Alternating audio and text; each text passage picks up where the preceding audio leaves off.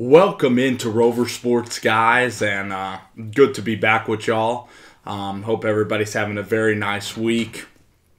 I wanted to analyze what is going on here with Kyrie Irving this week.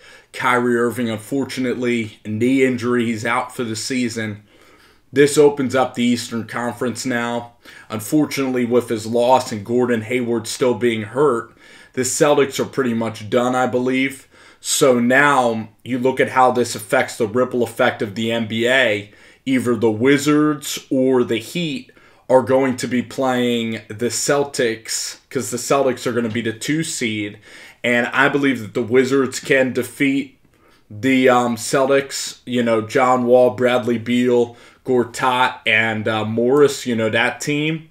And really, I feel like the Celtics have really been snake bit this season. I thought that the move by Danny Ainge to move Kyrie Irving, or to acquire Kyrie Irving and move Isaiah Thomas was brilliant. He took advantage of our short-term sort of memory. You know, Isaiah Thomas had one tremendous season with the Boston Celtics under Brad Stevens' tutelage. His stock was really high, and he got rid of the guy when his stock was super high. So he made a tremendous move. I think the Celtics are in unbelievable shape, but also a team that is in incredible shape for the future is the Philadelphia 76ers.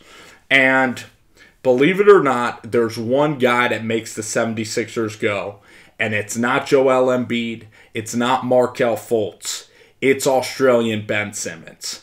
And that 1 year of tanking to secure Ben Simmons was everything. I mean, there's certain drafts where you look at this draft, you know, Lonzo Ball's a pretty decent player.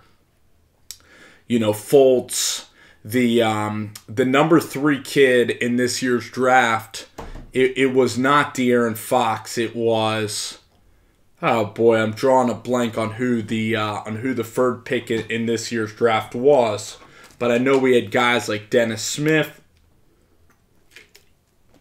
Frank Nikitova. Donovan Mitchell was 12. But you look at the NBA drafts, and really the top picks usually are not incredible. Like, sometimes you'll get an Anthony Bennett, sometimes you'll get a Kyrie Irving. That's tremendous. Oh, but this year was Jason Tatum, number 3 to the Celtics. Ben Simmons is a once-in-a-generation talent. The guy, to me, is like Magic Johnson in that he controls everything. His defense is incredible. His rebounding is off the charts. The wingspan, the speed. You'll never see a 7-footer be able to handle the basketball like this, be able to play point guard. 7-foot point guards, that's a unicorn in itself. But this guy can finish with both hands at the rim. He's left-handed, which makes him harder to guard. But his right-hand hook shot is almost as devastating as his primary hand. I mean, this dude is literally like ambidextrous. He's just a strange type of player. In every, there's really no comparison for what this guy can do. And Joel Embiid, a little bit like Olajuwon. He has good footwork like Mutombo, but he can honestly come and go. He's a good jump shooter of the basketball. But Ben Simmons is everything. If this team did not have Ben Simmons, this team would honestly be like last year's team. They would be in the 9th or 10th seed range. And Ben Simmons makes Redick better. He makes Bellinelli better. He makes all these guys better. And Ben Simmons almost has a LeBron James-like effect on everybody. And if I was going to be drafting a guy to start my franchise, I think it wouldn't be the Greek Freak, because point guards have more effect on the game. It would be Ben Simmons before even the Greek Freak. So I think the Sixers, if they beat the Cavs tonight, which is now tonight, if the Sixers beat Cleveland tonight, they'll be able to play Boston after the Wizards. If not, then they will play the Raptors, the Canadian team, the Canadians.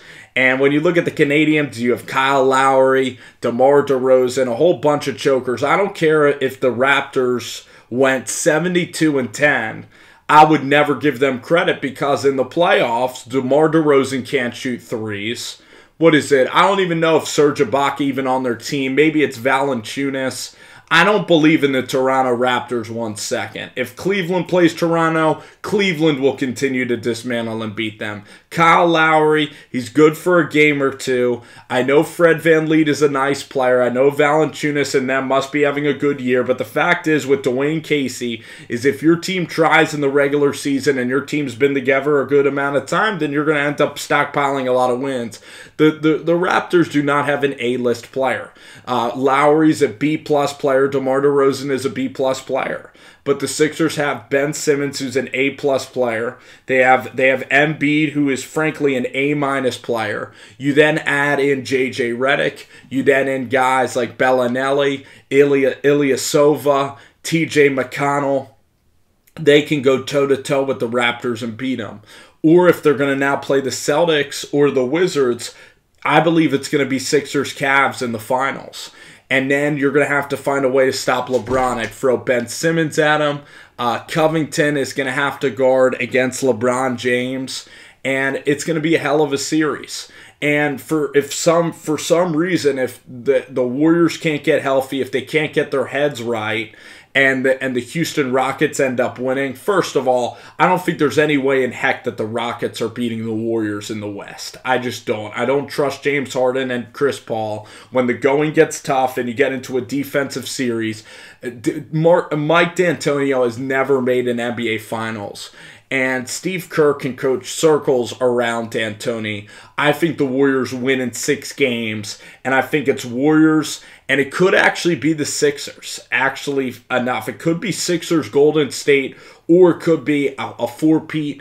It's most likely going to be Cleveland and Golden State. And then I believe that Cleveland will give Golden State equal the run that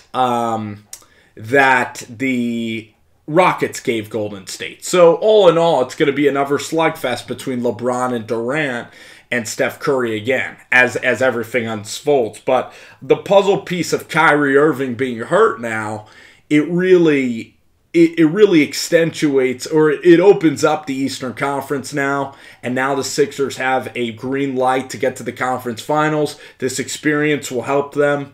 They actually have a chance against the Cavs a little bit if they could just stop LeBron, but it's probably going to go 6 or 7. And then tomorrow night, if they get the home court against Cleveland, tomorrow night's a huge game. Biggest game, really, in regular season in a long, long time. I'm going to try to go to the game in Philadelphia. Biggest, Sixers game probably since Game 7 in 2012. And it's good to have the Sixers and Celtics kind of back. And it really does validate Sam Hinkie and tanking, because in the NBA, you need a point guard. You need a guy who handles the ball that's an A-plus player. That's elite. That's incredible. And sometimes, though, you tank. If you tank for a year and you end up taking a guy like Jahlil Okafor or Nerlens Noel, or you end up taking, maybe Brandon Ingram or Jonathan Isaac, you end up getting 5th in the lottery. There's a chance that you might take the wrong guy, and there's a chance, there's a chance that you hit greatness, and there's also a chance that you fail. And in this NBA, you could be Utah, you could be the Memphis Grizzlies, you could put out a product that your people really like, and then you could go and get bounced when you face an A-plus player. And that's the type of league that the NBA is. People complain that college basketball is unpredictable, but frankly, predictable sports suck. And you know what's going to happen. And last year's Western Conference Finals with the Warriors in it was absolute dog shit. Flat out.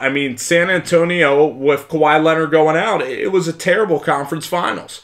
Toronto and Indiana versus LeBron James, greatest player in our generation, whether you like him or don't. That's shitty basketball to watch. And then you watch for maybe 3 games, Golden State and Cleveland. And you watch, and the whole season boils down to 3 games to decide who's the champion of the league. That's just not a compelling league. if I was the commissioner of the NBA, it'd be 60 games, it'd be 11-minute quarters. The game needs to be slower. The season needs to be less games. You prevent injuries in that fashion. And frankly, the product could be a lot better. And even having the 5-game series at the beginning was entertaining.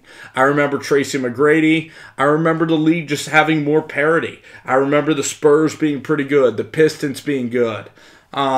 Just the Nets, the Celtics, more evenly dispersed, more loyalty towards teams. I get that. I understand that.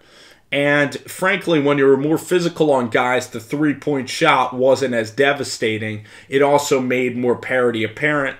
So now, teams are adapting, becoming more soft shooting threes and all this stuff. So the Sixers are an interesting team. They're the most interesting team in the NBA. I'm not even just saying that because I'm in a Philadelphia market. I am saying that because Ben Simmons is new. This team is new. This team, it caters right into the process theory. This team could take a huge leap and possibly contend now for the Eastern Conference. This is a team that's a serious contender now, and they're a new kid on the block. Not one of the old foes that we've seen. They're not Toronto, and that's why it's going to be fun to watch. So appreciate you all hanging out. I think it's going to be interesting how this unfolds. I feel terrible for Kyrie Irving, terrible for the Boston Celtics. Pray for a speedy recovery, and we'll keep you posted as the NBA season comes to a closing. Alrighty, guys, take care.